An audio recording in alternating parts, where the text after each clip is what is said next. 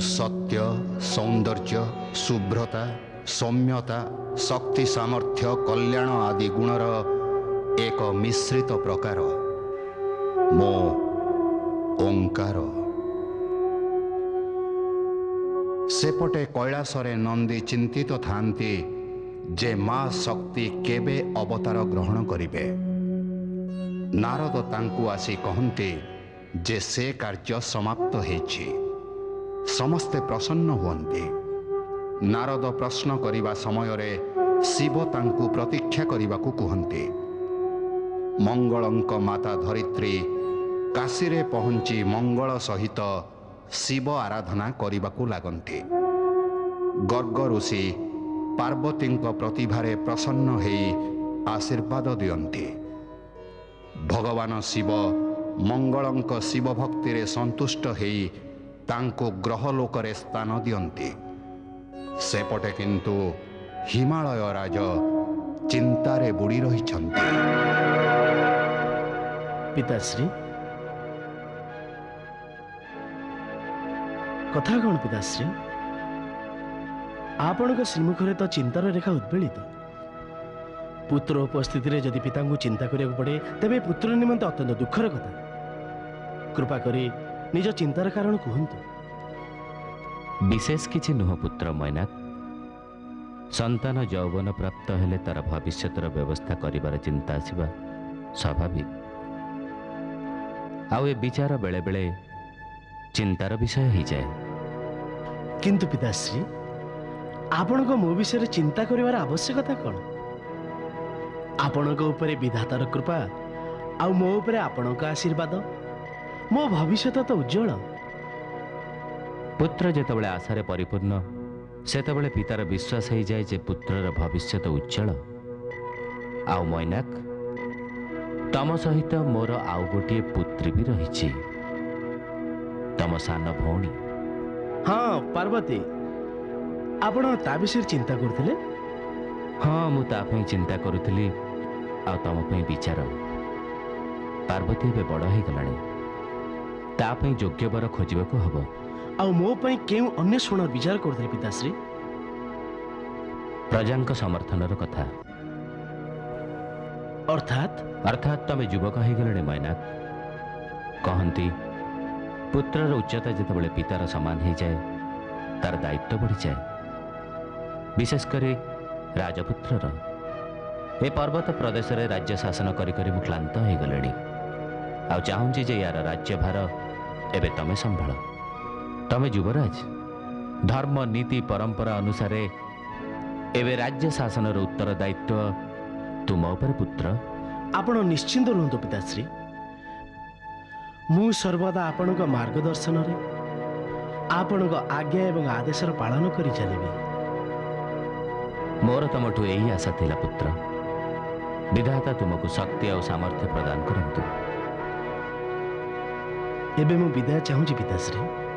अवश्य पुत्र।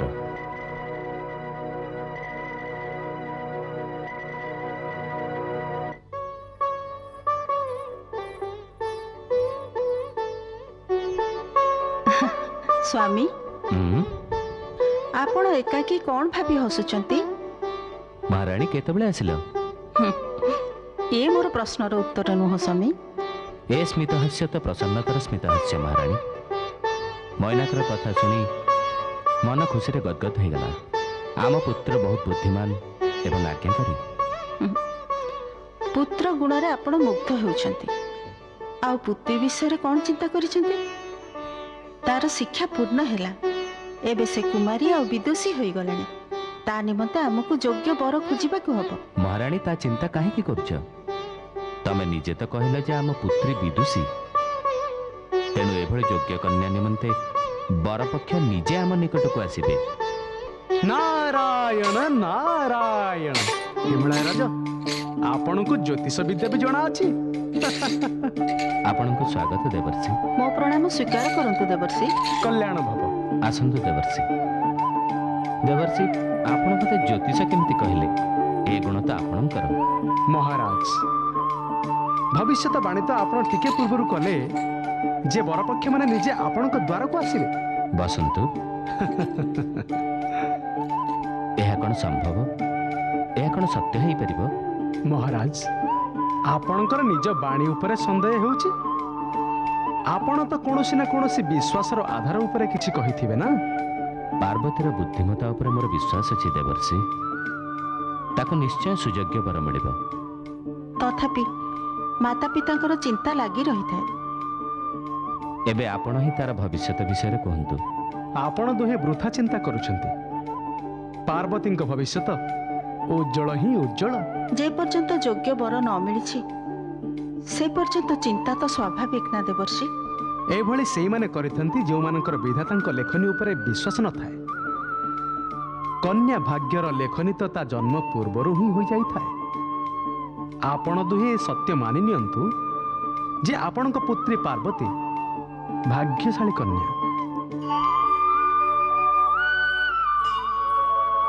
ମାତାଶ୍ରୀ ପିତାଶ୍ରୀ ପ୍ରଣାମ।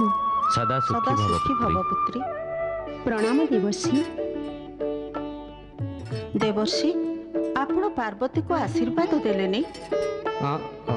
ହଁ, ପାର୍ବତୀଙ୍କ ସିନ୍ଦୁର ସର୍ବଦା ଝଟକୁଥାଉ। ଦେବର୍ଷି, ଆପଣ ତ ଜ୍ଞାନୀ ଓ ଭବିଷ୍ୟବକ୍ତା। ଦୟାକରି ମୋତେ କୁହନ୍ତୁ, ମୋ ପାର୍ବତୀର ବର କିଏ ହେବ? କିଏ ହେବ?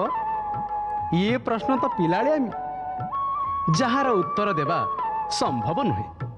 କାହିଁକିନା ସମୟ ପୂର୍ବରୁ ସତ୍ୟର ଉନ୍ମୋଚନ କରିବା କେବଳ ବିଧାତାଙ୍କ ହାତରେ ଅଛି। ଦେବର୍ଷି, ଆପଣ ତ୍ରିକାଳଦର୍ଶୀ। ମୋ ପୁତ୍ରୀର ହସ୍ତରେଖା ଦେଖି ମୋତେ କୁହନ୍ତୁ, ତା ବର କେମିତି ହେବ? କେମିତି ହବ ଇଏ ଏକ ଜିଜ୍ଞାସୁ ପ୍ରଶ୍ନ। ତା ପାଇଁ ଉତ୍ତରର ଅନେକ ଅନେକ ସମ୍ଭାବନା ଅଛି। ଆପଣ ସେତିକି କୁହନ୍ତୁ ଦେବର୍ଷି।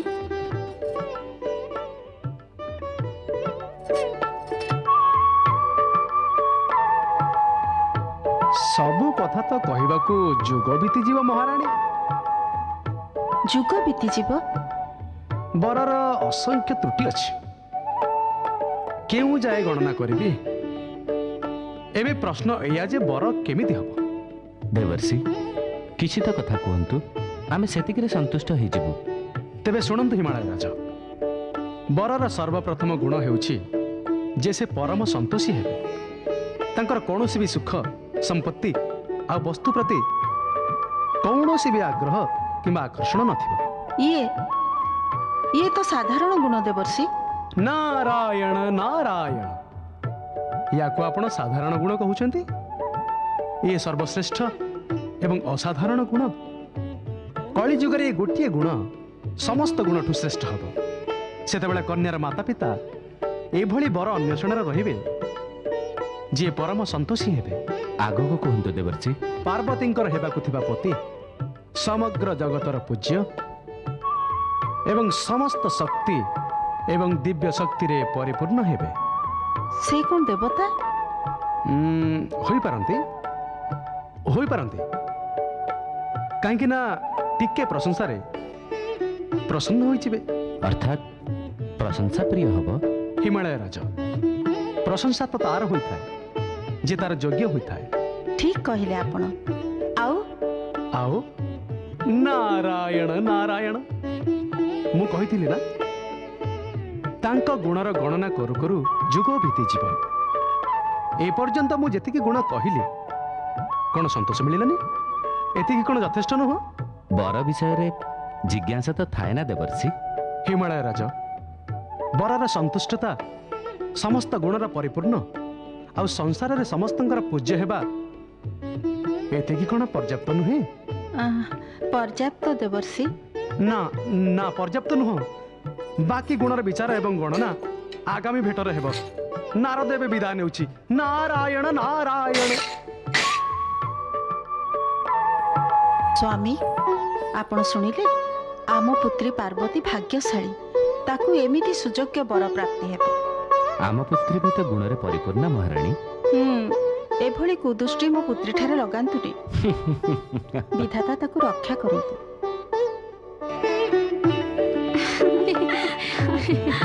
ପାର୍ବତୀ, କିଛି କହନା, ମୁଖ ହୋଇ କାହିଁକି ଛିଡ଼ା ହେଇଛୁ? ଆଲୋ ଜୟା, ତୁ ବି କେଡ଼େ ପକିଟା। ଗୁଡ଼ ପାଟିରେ ରଖି ମୁକ କ'ଣ କେବେ କିଛି କହେ ଭଲା? ହଁ ଲୋ, ଗୁଡ଼ର ମିଠା ମିଠା ସ୍ୱାଦ ଆଉ ଆନନ୍ଦ ଭିତରେ ଭିତରେ ଚାଖୁଛି। ବହୁତ କଥା କହିଲେଣି ତମେ ଦୁହିଁ। ଠିକ ଅଛି, ଏବେ ଆମେ ଆଉ କିଛି କହିବୁନି, ତୁ ହିଁ କହ। ଆଚ୍ଛା, ଆମକୁ କହ, ଦେବଶ୍ରୀ ଆମ ହେବାକୁ ଥିବା ଭିଣେଇଙ୍କର କେଉଁ ଗୁଣ ସବୁ ବଖାଣିଲେ? ଆଉ ସେ କଣ କଣ ସବୁ କହିଲେ? ତୋ ବିବାହ କେବେ ହଉଛି? ନିର୍ଦ୍ଦିଷ୍ଟ ଭାବେ କେଉଁ ଦିନ ଆମକୁ ତ ବିଚ୍ଛେଦର କଷ୍ଟ ସହିବାକୁ ହେବ? ଯା ମୂର୍ଖଟା, ଏଇଭଳି କଣ କେହି ପଚାରିଥାଏ? ଏକଥା ପଚାର, ବର ମାସେ କେବେ ଆସିବେ? ଆମ ସଖୀ ପାର୍ବତୀକୁ କନ୍ୟା କରି କେବେ ନେଇଯିବେ? ଯା, ମୁଁ ତମମାନଙ୍କ ସାଙ୍ଗେ କଥା ହେବିନି। ହଁ ଲୋ ହଁ, ଏବେ ତତେ ସମୟ ବି କୋଉଠି ମିଳିବ ଆମ ସହିତ କଥା ହବାକୁ? ଏବେ ତ ତୁ ମନେ ମନେ ତାଙ୍କ ସହ କଥା ହଉଥିବୁ। ଜୟା, ଏବେ ତ ଆମେ ଦୁହେଁ କଥା ହବା। ଆଉ ଉପାୟ ବି କଣ ଅଛି? ଏବେ ତ ଅଭ୍ୟାସ କରିନବା। ଆଚ୍ଛା, ଅଭ୍ୟାସ କରିବାର ଅଛି। କର ଅଭ୍ୟାସ। ସଖୀଙ୍କ ସହ ହସ ଖେଳ ଏବଂ ଥଟ୍ଟା ପରିହାସରେ ପାର୍ବତୀ ଏ ସତ୍ୟକୁ ସମ୍ପୂର୍ଣ୍ଣ ଭାବେ ବିସ୍ମୃତ ହୋଇସାରିଥିଲେ ଯେ ସେ ଶକ୍ତିର ଅବତାର। ସେଥିପାଇଁ ସେ ଜଣେ ସାଧାରଣ କନ୍ୟା ଭଳି ଭାବି ପତିଙ୍କ ଚିନ୍ତାରେ ବୁଡ଼ି ରହୁଥିଲେ। ଅନ୍ୟପଟରେ ଭୟଗ୍ରସ୍ତ ଦେବଗଣ ଭବିଷ୍ୟତର ଆଶଙ୍କାର ନିରାକରଣ ନିମନ୍ତେ ଭଗବାନ ଶିବଙ୍କ ଶରଣାପନ୍ନ ହେଲେ।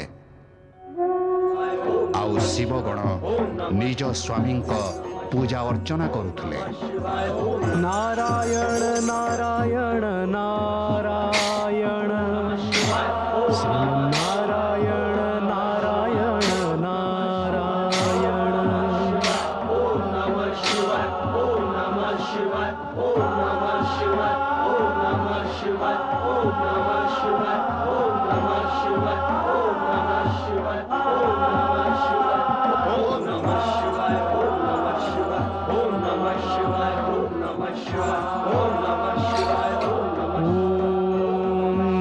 शिवाय। हर हर हर महादेव, हर हर हर महादेव, हर हर हर महादेव, हर हर हर महादेव, हर हर हर महादेव, हर हर हर महादेव। भूतनाथ भगवान शिव शंकरंकर ଆସ ନାରଦ, ନିଜ ଆଗମନର ପ୍ରୟୋଜନ କୁହ। ମହାଦେବ, ଆମେ ସମସ୍ତେ ଆପଣଙ୍କୁ କିଛି ନିବେଦନ କରିବାକୁ ଆସିଛୁ। ଜାଣିଛି ନାରଦ, ଆପଣମାନେ ଯେତେବେଳେ ବି ଆସନ୍ତି ନିବେଦନ କରିବାକୁ ହିଁ ତ ଆସନ୍ତି। କୁହ। ଦେବରାଜ, ନିଜ ମନ କଥା କହିଦିଅନ୍ତୁ। ନା ଦେବର୍ଷି, ଯାହା କହିବା କଥା ଆପଣ ହିଁ କୁହନ୍ତୁ। ଏମିତି କେଉଁ ବିଷୟ ଅଛି ଯାହା କହିବାକୁ ନାରଦ ଏବଂ ଦେବରାଜ ଉଭୟଙ୍କୁ ସଙ୍କୋଚ ଲାଗୁଛି? ଭଗବାନ, ସଙ୍କୋଚ କେବଳ ଏତିକି ଯେ ଗୋଟିଏ ବିଷୟ ନିମନ୍ତେ ଆମେ ଆପଣଙ୍କୁ ବାରମ୍ବାର କଷ୍ଟ ଦେବାକୁ ଆସି ପହଞ୍ଚି ଯାଉଛୁ। ବିଷୟ ଏବଂ ପ୍ରୟୋଜନ କୁହ ନାରଦ। ଶକ୍ତି ଅବତାର ପ୍ରକଟ ହେବାର ଅନେକ ସମୟ ବିତିଗଲାଣି। ସେଇଠୁ ପାର୍ବତୀ ଏବେ ବିବାହ ଯୋଗ୍ୟା ହୋଇଗଲେଣି। ଭଗବାନ ନାରଦ, ତମେ ସେଇ କଥାର ଚର୍ଚ୍ଚା କାହିଁକି କରୁଛ ଯାହାକୁ ମୁଁ ନିଜେ ଜାଣିଛି? ନାରାୟଣ ନାରାୟଣ। ଦେବେଶ୍ୱର, ଏମିତି କେଉଁ ବିଷୟ ଅଛି ଯାହା ଆପଣ ଜାଣନ୍ତିନି? ଆପଣ ତ ଏକଥା ବି ଜାଣିଥିବେ ଯେ ଆମେ ଆପଣଙ୍କୁ ଏହି ପ୍ରଶ୍ନ କରିବାକୁ ଆସିଛୁ ଯେ ଆପଣ ଦେବୀ ପାର୍ବତୀଙ୍କୁ କେବେ ବିବାହ କରିବେ, ତାଙ୍କୁ ନିଜ ଜୀବନ ସଙ୍ଗିନୀ କେବେ କରିବେ, ଶିବ ପାର୍ବତୀଙ୍କ ବିବାହ କେବେ ହେବ? ଏହି ପ୍ରସ୍ତାବ ଉପରେ ଆପଣଙ୍କ ଉଦାସୀନତା କେବେ ଭଙ୍ଗ ହେବ? ଥାଉ ନାରଦ, ଥାଉ। ନିଜର ପ୍ରଶ୍ନର ଗତିକୁ ବିରାମ ଦିଅ ଆଉ ନିଜେ ଟିକେ ବିଶ୍ରାମ କର। ମୋ ନିମନ୍ତେ ତ ବିଶ୍ରାମ ହିଁ ବିଶ୍ରାମ ଅଛି ଭଗବାନ। କିନ୍ତୁ ଏ ଦେବଗଣଙ୍କର ହବ କଣ, ଯାହାଙ୍କର ଭବିଷ୍ୟତ ଆପଣଙ୍କ ଆଶ୍ରୟ ଉପରେ ଆଧାରିତ? ଏମିତି ବାରମ୍ବାର କାହିଁକି ହେଉଛି? କେମିତି ଭଗବାନ? ଦେବଗଣଙ୍କୁ ଆଶ୍ରୟର ଆବଶ୍ୟକତା ପଡୁଛି। ଏସବୁ ପ୍ରତିକୂଳ ପରିସ୍ଥିତିର ପରିଣାମ ଦେବାଧିଦେବ। କେବଳ ପ୍ରତିକୂଳ ପରିସ୍ଥିତି, ପ୍ରତିକୂଳ ଆଚରଣ ନୁହଁ। ମହାଦେବ, ପ୍ରତିକୂଳ ପରିସ୍ଥିତି ଅଥବା ଆଚରଣ ଯାହା ବି ଥିଲା ତାର ପରିଣାମ ତ ଏମାନେ ଭୋଗୁଛନ୍ତି ଭଗବାନ। କିନ୍ତୁ ଏବେ এই কষ্টରୁ মুক্তি ପାଇବାର ବିଚାର କରିବାକୁ ହେବ। କେବଳ ବିଚାର କରିଦେଲେ କାର୍ଯ୍ୟ ହେଇଯାଏନି ନାରଦ। ପ୍ରତ୍ୟେକ କାର୍ଯ୍ୟର ନିର୍ଦ୍ଦିଷ୍ଟ ସମୟ ଥାଏ। ସେ ସମୟର ସମୟ କେବେ ଆସିବ ଭଗବାନ ଏ କଥା କହିଦେଲେ ଭଲ ହୁଅନ୍ତା। ନାରାୟଣ ନାରାୟଣ। ଏ ମୁହୂର୍ତ୍ତରେ ଏ ପ୍ରଶ୍ନର ଉତ୍ତର ଦେବା ଆବଶ୍ୟକ ନୁହେଁ। ତେବେ ଆମେ ପୁନଶ୍ଚ କେବେ ଆସିବୁ ଦେବାଧିଦେବ? ତାର କ'ଣ ଆବଶ୍ୟକତା ଅଛି? ଅନାବଶ୍ୟକ ପ୍ରଶ୍ନ ପଚାରିବା କାରଣରୁ ଆପଣ ବାରମ୍ବାର ଏଠାକୁ ଆସୁଛନ୍ତି ଆଉ ମୋ ଧ୍ୟାନ ଭଗ୍ନ କରୁଛନ୍ତି। ବାରମ୍ବାର ମୋ ସମାଧିରେ ବିଘ୍ନ ଘଟାଉଛନ୍ତି। ଯାହା ସଂଘଟିତ ହେବାର ଅଛି ସମୟ ଆସିଲେ ତାହା ଅବଶ୍ୟ ସଂଘଟିତ ହେବ। କୌଣସି ବି ଶକ୍ତି ତାକୁ ରୋକିପାରିବନି। ଆପଣମାନେ ଉଦ୍ବିଗ୍ନ ହୋଇପଡ଼ିବା ବୃଥା। ଧୈର୍ଯ୍ୟପୂର୍ବକ ସମୟର ପ୍ରତୀକ୍ଷା କରନ୍ତୁ। କିନ୍ତୁ ଭଗବାନ ନାରଦ, ତୁମର ଏ କିନ୍ତୁ ପରନ୍ତୁର ତ କୌଣସି ଅନ୍ତ ହିଁ ନାହିଁ। ତମେ ଦେବଗଣଙ୍କୁ ଧୈର୍ଯ୍ୟ ଧାରଣ କରିବାରେ ସହଯୋଗ କର।